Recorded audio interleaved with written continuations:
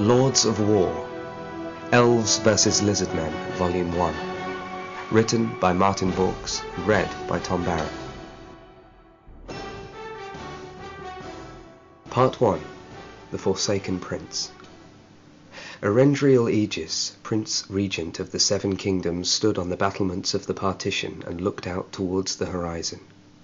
From the promontory on which he stood, high above the earth, he could see as much as any elf had seen since the Age of Dragons. In the distance, the southern skyline was obscured by a seething mass of ash clouds. They were made of countless whirlwinds filled with long-dead cinders, and they billowed and broiled, appearing to consume one another in fiery acts of self-destruction. Old magic, thought Erendriel. Would the storms ever be allowed to die out? From the skies above the ashfall, way off in the distance, forks of lightning rained down, coursing through the huge blooming clouds and flashing stark silhouettes onto the surface of the maelstrom. Shadows danced inside it. Lost souls, thought Erendriel, either that or cursed ones. As his eyes scanned the storm, the elven prince couldn't help but notice the barren wastes stretching out from the base of the partition's battlements. They spread out for league after league, hostile and devoid of life. The Ashen Savannah, so it was named, was an uninhabitable desert onto which flake-like embers fell daily like snow, gathering in dunes, forming gullies and tributaries down which the wind blew in great despairing moans. The scene was overly familiar. For over 7 centuries Erendriel had been the warden of the partition, and like his father before him he had watched the Ashen Savannah with every moment the gods had afforded him. During those many decades, the terror he had once felt at the damage his people had wrought on South Nuviel had faded somewhat, but the overbearing sense of regret that haunted him distinguished Erendriel from his father, High King Calanon.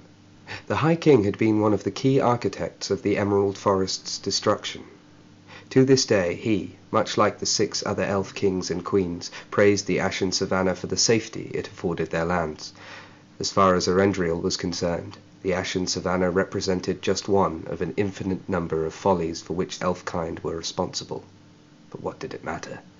Erendriel, like everyone else he had ever met, was all but powerless when it came to changing the wills of the people.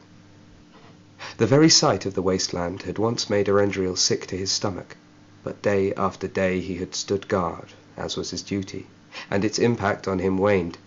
That was a good thing, he reflected, as, according to the High Elven Council, it would be his honor to stand guard at the partition until the High King passed away.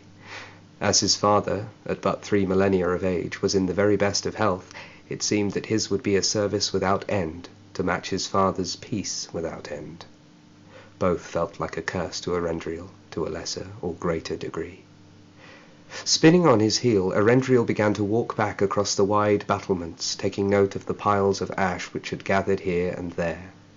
He did his best with the resources afforded to him, but where once an army of tens of thousands had guarded the partition, now barely 1,000 elves manned its colossal length. Keeping it clean was the least of their concerns. Along the immense span of the Great Wall, the 5 partition dreadforts stood all but empty. According to the men, they were haunted by the ghosts of the cold-blood slaves who had died building them. More realistically, they were plagued by vermin, semi-inhabited by small bands of goblins who had crawled up from deep within the earth, or wild creatures looking for homes out of the heat and dark of the forests. It was Erendriel's prime responsibility to defend the partition from other foes than decay, but those foes never came.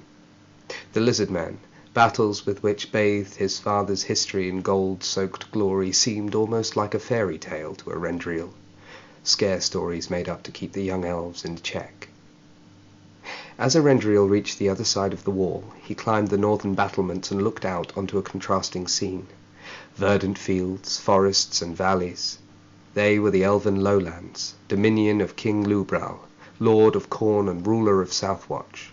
His lands were threaded through by rivers, roads and villages, the very model of civility. In the distance, huge, slender watchtowers stretched up into the sky, almost all of which were unmanned, save for the occasional monk on a pilgrimage from the Church of Draconis. But the greatest of all was Southwatch, a huge construction which stretched halfway to the clouds, its multifaceted sides full of disused landing platforms built for dragon riders.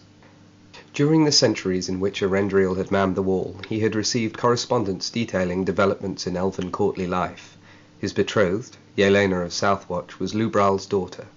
She wrote to him often, keeping him abreast of the gossip, civil intrigue, and social faux pas which now passed for elven culture. It was as if almost everyone in the Seven Kingdoms had forgotten the legacy of enslavement, war, and destruction which had once defined life in Nuville. They were more interested in music and songs, and in all honesty Arendriel couldn't blame them for that. And yet, nobody had forgotten dragons during the same period. To the elves, dragons were all, even though the few dozen living drakes were almost all flightless. None, it seemed, was capable of reproduction, and all were in some way lame. The notable exception to these afflictions was Croth, the king's mount, who had lived longer than all but the most ancient and decrepit of elves. Croth, the true dragon, first protector of the Seven Kingdoms. It was Croth who had decreed that Arendriel take on his father's post as warden of the partition. Croth, who had dictated that Yelena was to be his bride, and Croth, who advised the High King in all matters. The peace and prosperity of the Seven Kingdoms was, according to conventional wisdom, due to the wisdom and providence of Croth, and Croth alone. And in a sense, Arendriel was thankful for the ageless beast's astuteness. On the other hand, however, Arendriel longed to be free, and it felt to him that until the elven people ruled themselves, rather than following the will of dragons, they never truly would be. His main feelings of regret came from the history of bondage so favoured by the dragons. In the language of the drakes, the so-called First Law read, "Those who are not born rulers are born to be ruled. Those who are born to be ruled are also born to serve." It was a decree drilled into Arendriel from birth, something which his royal guardsmen, governesses, and numerous tutors would remind him of, along with other perturbing aide-memoire, about his destiny. One day he was to be High King in his father's stead. He needed to be prepared. All were born to serve him, for all he did was in Croth's name. Even as a child, Arendriel had known that something was wrong with the way things worked. Perhaps it was his position from on high that allowed him the perspective to look down and see things in the round, see the injustice in everything. The Lizardmen may have unshackled themselves long ago, but their role in society had not disappeared. Instead, those elves born into poor families had taken up those responsibilities, acting as scribes, as builders, as chambermaids. The system itself was broken, Arendriel believed. Whether the face of the child in the gutter belonged to an elf or a lizardman, it seemed of little significance to him. Arendriel looked out across the lowlands of Nuville and sighed, seeing that in the distance the afternoon sun was gradually being obscured by a front of rain moving in. Nearer to the partition, he could see wisps of smoke rising from cottages and townhouses, communities nestled between gently rolling hills and dales. It was a scene which contrasted starkly with the view to the south. As he soaked in the scene, he wondered for a moment what it would be like to truly rule. Not just to administer the wills of a dragon, but to be free to chart a path that he chose for himself. Would he even be capable of making things better? As the ashfall raged to his back, Arendriel thought about the Lizardmen. It shamed him, and he would never admit it, but in his heart he felt a kind of jealous rage towards them. It was, perhaps, misguided, but he imagined that behind the fathomless, raging storm that the creatures lived in a world where they were at least free to make their own choices, whether they be calmly calculated victories or hastily made mistakes. Perhaps part of the fear his fellow elves felt about them now was their freedom, more than their legacy of uprising and slaughter. Perhaps, indeed, the very concept of autonomy was too much for elven society to take. In spite of the lack of lizardmen attacks, Arendriel's forces were, of course, enlisted daily in the endless process of watching over and repairing the partition. The regiments patrolled and drilled, each elf holding tight to their sanity until their tour on the wall was finished, at which point they would bid Arendriel adieu and be replaced by new recruits. Every one of them knew that with no enemies to fight, their lives as soldiers had little purpose beyond duty, and so their time at the partition was to be endured and forgotten.